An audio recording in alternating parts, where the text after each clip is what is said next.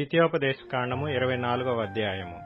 ఒకడు స్త్రీని పరిగ్రహించి ఆమెను పెండ్లి చేసుకొనిన తరువాత ఆమె యందు మానభంగ సూచన ఏదో ఒకటి అతనికి కనబడినందున ఆమె మీద అతనికి ఇష్టము తప్పిన ఎడల అతడు ఆమెకు పరిత్యాగ పత్రము వ్రాయించి ఆమె చేతికిచ్చి తన ఇంట నుండి ఆమెను పంపివేయవలెను. ఆమె అతని ఇంట నుండి వెళ్లిన తరువాత ఆమె వేరొక పురుషుని పెండ్లి చేసుకొనవచ్చును. ఆ రెండవ పురుషుడు ఆమెను వల్లక ఆమెకు పరిత్యాగ పత్రము రాయించి ఆమె చేతికిచ్చి తన ఇంట నుండి ఆమెను పంపివేసిన ఎడలనేమి, ఆమెను పెండ్లి చేసుకొనిన పిమ్మట ఆ రెండవ పురుషుడు చనిపోయిన ఎడలనేమి, ఆమెను పంపివేసిన ఆమె మొదటి పెనిమిటి ఆమెను పెండ్లి చేసుకొనుటకై ఆమెను మరలా పరిగ్రహింపకూడదు. యాలయనగా ఆమె తన్ను అపవిత్రపరుచుకొనెను. అది యెహోవా సన్నిధిని హేయము గనుక నీ దేవుడైన యెహోవా నీకు స్వాస్థ్యముగా ఇచ్చుచున్న దేశమునకు పాపము కలగకుండునట్లు మీరు అలాగు చేయకూడదు. ఒకడు క్రొత్తగా ఒకదానిని పెండ్లి చేసుకుని శానలో చేరిపోకూడదు. అతని పైన ఏ వ్యాపార భారమును మోపకూడదు. ఏడాది వరకు తీరికగా అతడు తన ఇంట ఉండి తాను పరిగ్రహించిన భార్యను సంతోషపెట్టవలెను. తిరగటినైనను తిరగటి మీద దిమ్మనైనను తాకట్టు పట్టకూడదు. అది ఒకని జీవనాధారమును తాకట్టు పట్టినట్లే. ఒకడు ఇశ్రాయేలు కుమారులైన తన సహోదరులలో నొకని దొంగిలుట కనుగొనబడిన ఎడల అతడు వానిని తన దాసునిగా చేసుకొనినను అమ్మినను ఆ దొంగ చావవలెను. అలాగు చేసిన ఎడల ఆ చెడుతనమును మీ మధ్య నుండి పరిహరించుదురు. కుష్ఠరోగము విషయము యాజకులైన లేవీయులు మీకు బోధించు సమస్తమును చేయుటకు బహు జాగ్రత్తగా ఉండుడి.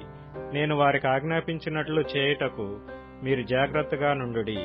మీరు ఐగుప్తులో నుండి వచ్చినప్పుడు త్రోవలో నీ దేవుడైన యెహోవా మిరియామునకు చేసిన దానిని జ్ఞాపకముంచుకొనుడి. నీ పొరుగువానికి ఏదైనను నీవు ఎరువిచ్చిన ఎడల అతని యొద్ద తాకట్టు వస్తువు తీసుకొనుటకు అతని ఇంటికి వెళ్లకూడదు. నీవు బయట నిలువవలెను. నీవు ఎరువిచ్చిన వాడు బయటనున్న నీ యొద్దకు ఆ తాకట్టు వస్తువును తెచ్చి ఇచ్చును. ఆ మనుష్యుడు బీదవాడైన ఎడల నీవు అతని తాకట్టును ఉంచుకొని పండుకొనకూడదు. అతడు తన బట్టను వేసుకొని పండుకొని నిన్ను దీవించున్నట్లు సూర్యుడు అస్తమించున్నప్పుడు నిశ్చయముగా ఆ తాకట్టు వస్తువును అతనికి మరలా అప్పగింపవలెను. అది నీ దేవుడైన యెహోవా దృష్టికి నీకు నీతి అగును. నీ సహోదరులలోనేమి, నీ దేశమందలి నీ గ్రామములలోనున్న పరదేశులలోనేమి దీనదరిద్రుడైన కూలివానిని బాధింపకూడదు. ఏనాటి కూలి ఆనాడియ్యవలెను. సూర్యుడు అస్తమింపక మునుపు వానికి ఇయ్యవలెను. వాడు బీదవాడు గనుక దానిమీద ఆశ పెట్టుకొనియుండును. వాడు నిన్ను బట్టి యెహోవాకు మొర్రపెట్టునేమో, అది నీకు పాపమగును. కుమారుల దోషమును బట్టి తండ్రులకు మరణశిక్ష విధింపకూడదు. తండ్రుల దోషమును బట్టి కుమారులకు మరణశిక్ష విధింపకూడదు. ఎవని పాపము నిమిత్తము వాడే మరణశిక్ష నొందును. పరదేశికే గాని తండ్రి లేని వానికే గాని న్యాయము తప్పి తీర్పు తీర్చకూడదు.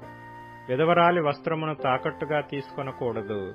నీవు ఐగుప్తులో దాసుడువై ఉండగా నీ దేవుడైన యెహోవా నిన్ను అక్కడ నుండి విమోచించెనని జ్ఞాపకము చేసుకొనవలెను. అందుచేత ఈ కార్యము చేయవలెనని నీకాజ్ఞాపించుచున్నాను. నీ పొలములో నీ పంట కోయిచున్నప్పుడు పొలములో ఒక పన మర్చిపోయిన ఎడల అది తెచ్చుకొనుటకు నీవు తిరిగి పోకూడదు. నీ దేవుడైన యెహోవా నీవు చేయు పనులన్నిటిలోనూ నిన్ను ఆశీర్వదించున్నట్లు అది పరదేశులకును తండ్రి లేని వారికిని విధవరాండ్రుకును ఉండవలెను. నీ ఒలీవ పండ్లను ఏరునప్పుడు నీ వెనుకనున్న పరిగను ఏరుకొనకూడదు. అవి పరదేశులకును తండ్రి లేని వారికిని విధవరాండ్రుకును ఉండవలెను. నీ ద్రాక్ష పండ్లను కోసుకొన్నప్పుడు నీ వెనుకనున్న పరిగను ఏరుకొనకూడదు.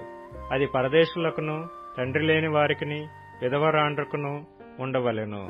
నీవు ఐగుప్తు దేశమందు దాసుడువై ఇంటివని జ్ఞాపకము చేసుకొనుము.